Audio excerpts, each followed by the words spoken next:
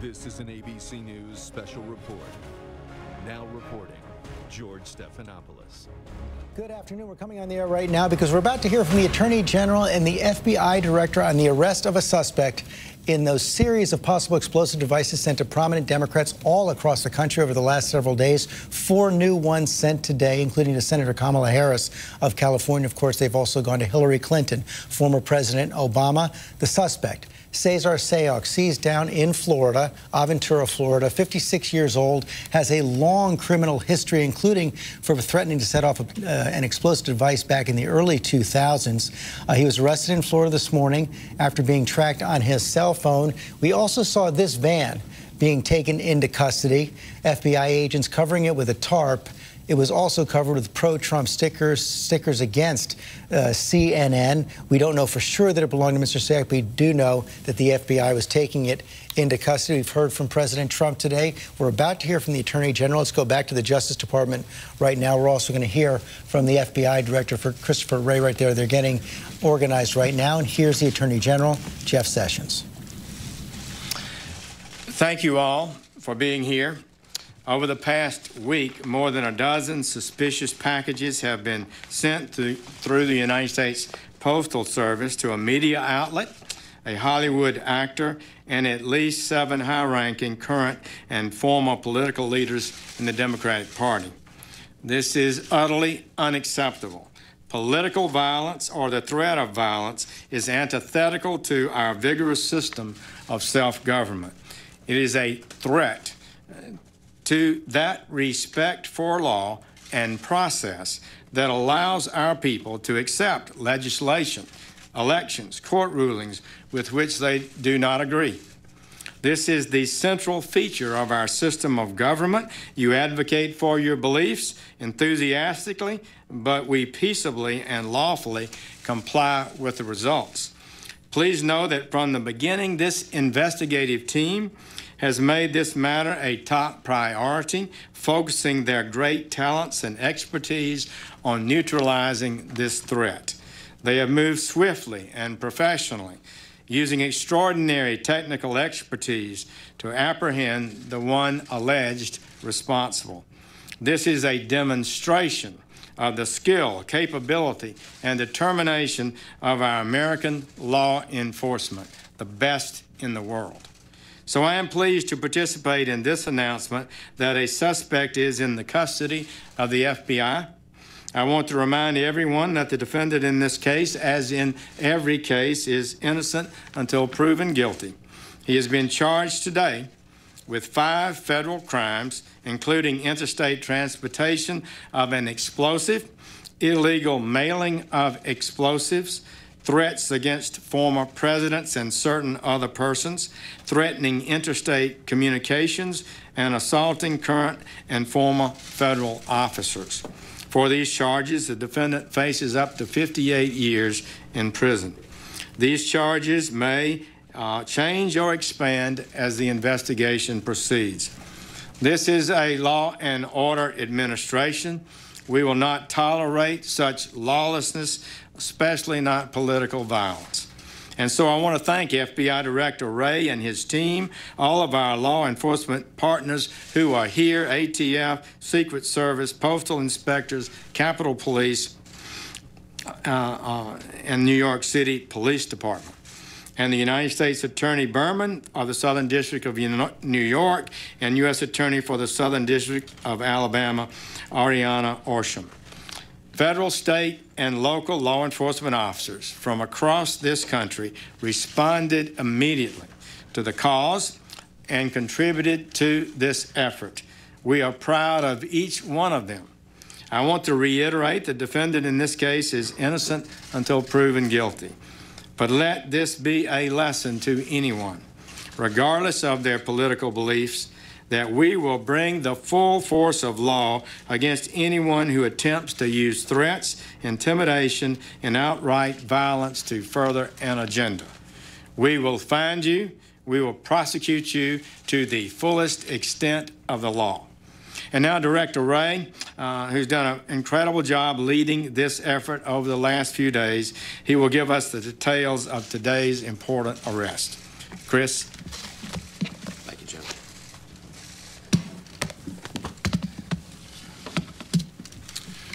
As the Attorney General has confirmed, we have arrested Cesar Sayoc in connection with this investigation.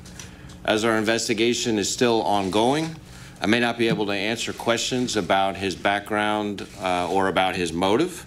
What I can say is that this was a nationwide investigation of enormous scope and of the greatest importance. Our investigation ranged from New York to Delaware, to Maryland, to the District of Columbia, to Florida, to California.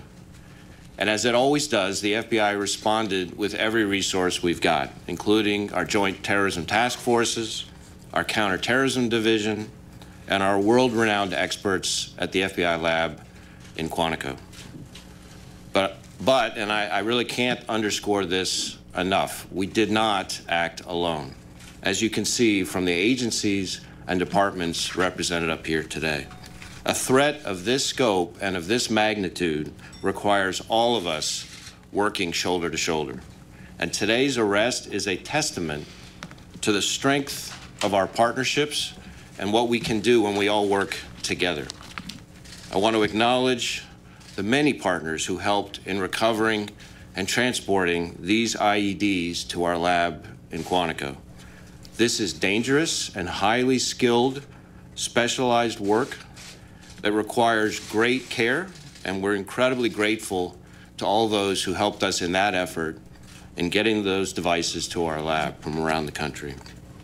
We can confirm that 13 IEDs were sent to various individuals across the country. Each device consisted of roughly 6 inches of PVC pipe, a small clock, a battery, some wiring, and what is known as energetic material, which is essentially potential explosives and material that give off heat and energy through a reaction to heat, shock, or friction. Though we're still analyzing the devices in our laboratory, these are not hoax devices. I want to focus for a moment on the amazing work of our folks at the FBI lab. Based on their initial analysis, they uncovered a latent fingerprint from one of the envelopes containing an IED that had been sent to Congresswoman Maxine Waters. We have confirmed this fingerprint is that of Cesar Sayoc. There is also a possible DNA connection between samples collected from pieces of 2 different IEDs mailed in separate envelopes and a sample previously collected from Sayoc in connection with an earlier arrest down in Florida. This is phenomenal work with the greatest pressure under an incredibly tight time frame. We see unbelievable work like this on TV and in Hollywood, but to see it up close in reality is something to behold. And we are so proud of our team at the lab for their work in keeping people safe and helping us to find the individual responsible. Late last night, we also turned to our partners in the Florida Department of Law Enforcement for confirmation of this DNA connection, and we want to thank them in particular for their very quick work. I also want to thank the men and women of the FBI's Counterterrorism Division who remained on high alert every day to try to keep the American people safe from harm, and who move quickly and efficiently into action every single time. Today's arrest doesn't mean we're all out of the woods. There may be other packages in transit now and other packages on. So we need the help of everyone out there, every citizen, everyone in law enforcement, everyone we've got to help with this investigation in the days to come. If you've got any information, please call us on our tip line at 1-800-CALL-FBI or our email line tips.fbi.gov. No piece of information is too small. Every tip could be the one that leads to something very important.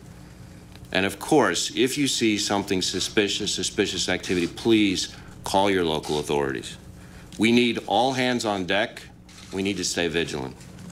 Finally, I want to thank our partners. Too many to name from across the country because we cannot do this work alone.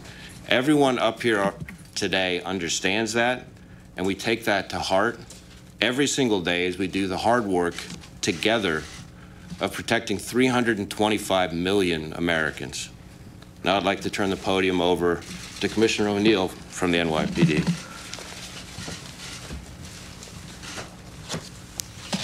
Thanks, Chris. Good afternoon, everyone. Of the men and women of the NYPD, and quite frankly, all the people in New York City, I want to commend and thank all of our local, state, and federal law enforcement partners in this effort, including the Attorney General's Office and the U.S. Attorney's Office for the Southern District of New York.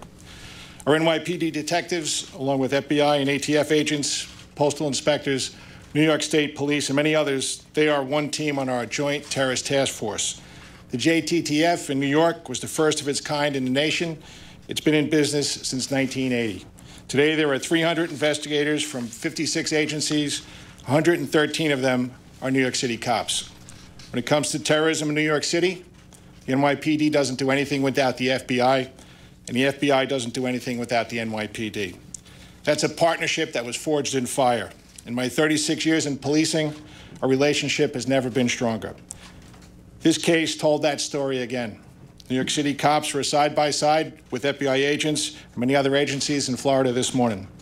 Together, they brought justice, as they always do. The wide experience of our agencies, coupled with the individual expertise of the members of the NYPD Bomb Squad, our highly trained emergency service unit, our Intel Bureau, our Counterterrorism Bureau, our patrol cops, who were the first to respond to CNN, all helped lead to today's arrest. I couldn't be more proud of the work each of them did in this case and the work they do every day. We said from the outset that we would identify and arrest the person or people responsible for these acts. We can make that promise because of the confidence we have in our ability to investigate in a deliberate and precise manner. Today's arrest means that New Yorkers and indeed people across our nation are safe, but as Director Wray said, there might be more packages out there, so everyone still needs to take caution. And if you see something out there, call 911, and in New York City we have a number also, 1-888-NYC-SAFE. I want to thank the members of the public who contacted authorities with information during this investigation. New Yorkers don't back down, they step up every single time. We've been through things like this before, and much worse. I'm never surprised by the unmatched resiliency our city always displays. Thank you also to the media for broadcasting the photos the NYPD released, because it certainly helped workers around our city identify additional packages and help move forward with this investigation. Thank you. Good afternoon. I'm Jeff Berman, United States Attorney for the Southern District of New York. 5 days ago, on October 22nd, law enforcement recovered the first device from a residence of George Soros. Over the last 5 days, as more packages were found across the country delivered to former presidents, federal officials, and public figures, our law enforcement community, federal, state, and local, has worked day and night together with other prosecutors from my office to identify and apprehend the perpetrator that has now happened. Today, my office has filed a complaint against Cesar Sayoc, charging him with multiple federal crimes for his insidious conduct. Specifically, the defendant is charged in 5 counts that include illegally mailing and interstate transportation of explosives and threatening a former president of the United States. As alleged in the complaint, the defendant mailed destructive devices to citizens of this country who currently hold or have held our highest public offices: President Barack Obama, former Secretary of State Hillary Clinton, former Vice President Joe Biden, former Attorney General Eric Holder, Congressperson Maxine Waters, U.S. Senator Cory Booker, former CIA Director John Brennan, and former Director of National Intelligence James Clapper. The defendant's conduct as charged is cowardly and reprehensible and totally anathema to our democracy. And now the defendant faces a potential total of 58 years in prison. This is an ongoing and active investigation. We will not rest until these crimes are fully investigated and the defendant or defendants are brought to justice. I want to take a moment to thank our partners, the Joint Terrorism Task Force, the FBI, the NYPD, U.S. Postal Inspection Service, New York State Police, the ATF, the hardworking career prosecutors and investigators in the terrorism unit of the Southern District of New York, and I would also like to thank the extraordinary cooperation we received from the Southern District of Florida. Thank you. Good afternoon. My name is Gary Barksdale, Deputy Chief, United States Postal Inspection Service. First off, like many of my colleagues, I'd like to thank all of our federal partners who participated in this nationwide investigation: the FBI, ATF, Secret Service, New York Police Department, and the many state and local law enforcement agencies who provided valuable assistance. Truly, I can say this is the way law enforcement is supposed to work. This was a massive investigation, was a collaborative effort, and was well coordinated, with each agency bringing a special expertise to the table. But I would also like to recognize the many postal employees who we think of as our eyes and ears. We appreciate the diligence and awareness. In fact, it was a postal employee this morning that alerted us to one of these suspicious parcels. We in the Postal Inspection Service have a great deal of expertise in responding to and investigating suspicious mail. Postal inspectors are trained to respond and investigate dangerous mail items in the mail. These dangerous mail investigation specialists are highly proficient in the use of state-of-the-art equipment. Fortunately, in this case, none of the devices detonated, and there was no injuries. However, postal inspectors will remain vigilant and monitor postal facilities to determine whether there are additional mailings that have not yet been discovered. We will continue to work with our law enforcement partners to ensure the safety of the mail, our postal employees, our customers, and the American public.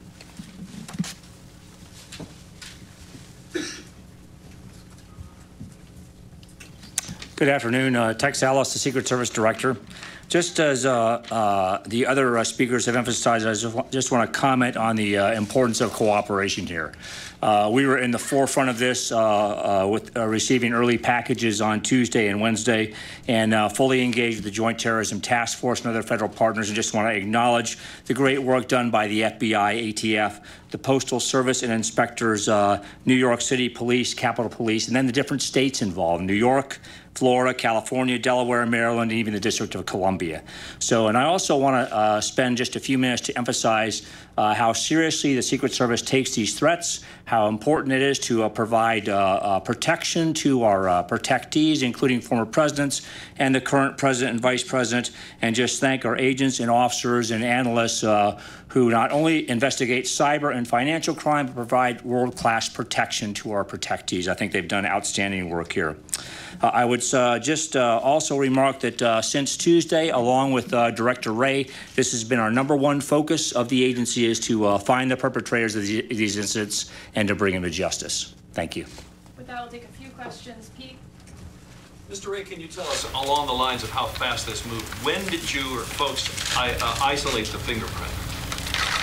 So each of the devices was being brought through what are called total containment vehicles to our lab, and they were coming kind of seriatim. And we received some of them. The first two that we received were the devices that were sent to former President Obama and the D.C. package that was sent to Congresswoman Waters. And so the analysis began on that, I think, yesterday.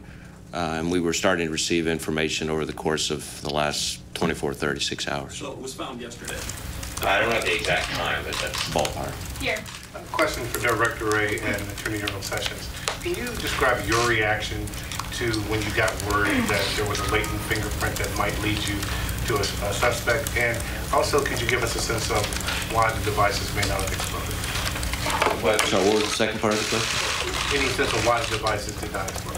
So on the first part, my reaction to hearing that we had a possible match just validated my unbelievable faith and confidence in the men and women of law enforcement, and in particular of the FBI lab. There's a reason why the FBI's lab is known as one of the very best in the world, and the folks who work there are extraordinary. And once I knew that they had a print, I was pretty confident that we'd be able to find the right person. As far as the devices themselves, it's important to say, as is in the complaint, that even if the devices, and we're still trying to determine whether or not they were functional, as they say, so we're doing all kinds of analysis on that to make a definitive determination, but they did contain energetic material, which, if subjected to the right combination of heat or shock or friction could be dangerous to the public, and the public should treat any device like that accordingly. Attorney General Sessions, could you tell us plainly why was he targeting Democrats? I don't know, other than what you might normally expect. He may have been appears to be a partisan, but that would be determined by the facts as the case goes forward, and I'm not able to comment on that. Is he cooperating? We're not going to be discussing where the investigation stands at this time. Pamela, can you?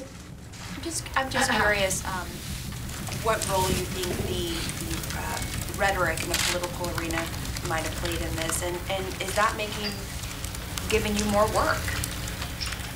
We're focused not on the talk, but on the work of the men and women of law enforcement here, and the work that was done over the last week is something that should make every American proud and grateful, and it's too early at this stage for us to be discussing motivation in this particular case. But just to follow up, are you concerned that nasty political rhetoric might motivate someone who's predisposed to violence to act out? We're concerned about people committing acts of violence under any motivation. Kevin. Director, do you believe that he's the only one involved in this campaign? And you continue to make reference to other devices that might be out there. Do you have any sense of how many that are still in the stream? So, as I said at the outset, and I think the Attorney General said as well, this is very much an active and ongoing investigation. We do believe that we've caught the right guy, but we also know that this is an ongoing investigation, and there's a lot of work still to be done, which means there's still plenty of unanswered questions. We'll do last question to Sarah. Oh, well, that was my question. When did you first brief President Trump on having a suspect in custody? And if you can say what was his reaction?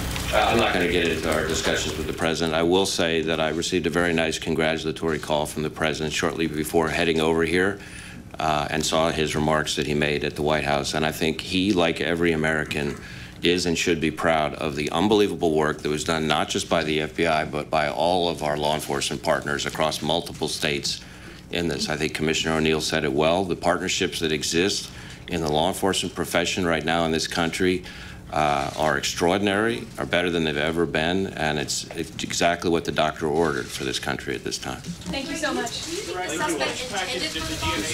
There you have it from the Attorney General and the Director of the FBI, who says they believe they have caught the right guy. Those are the Director Wray's words, the man behind the sending of 13 IEDs to prominent Democrats all across the country. That's the suspect, Cesar Sayoc, 56 years old, Aventura, Florida, has a long criminal history.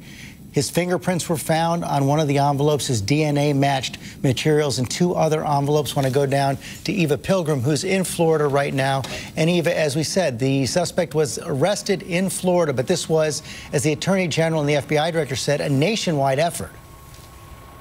This was a nationwide effort, and we're here at this United States Postal sorting facility where a lot of the packages in this southern region of Florida come through. And just here in the last few minutes, we have seen multiple Miami-Dade police cars pull up. There's at least 4 canine cars. We've seen a gentleman in a bomb squad T-shirt walking around, really pointing to the fact that this is not over. Even though they have the suspect in custody, there is still real concern that there may be other packages out there, other packages that still need to be discovered. And as you mentioned, it was that forensic evidence, that fingerprint, the DNA evidence that brought them to this area. We've also been told by multiple sources that they tracked him using his cell phone. They now have in their custody that cell phone, a computer, and several other electronic devices. No doubt at this hour they are looking through all of those devices, trying to figure out what he was doing and what he was planning, George. And whether he had help. Eva Pilgrim, thanks very much. I want to go to our Chief Justice Correspondent, Pierre Thomas, who's in the room there asking a question. Remarkable work here, Pierre, to match those fingerprints, to match the DNA very quickly. Also, some chilling words from the FBI Director saying this was not a hoax. George, the FBI director went out of his way to make clear that these were dangerous devices, that if the right sort of heat or kinetic energy was applied to them, that they would be dangerous to the public.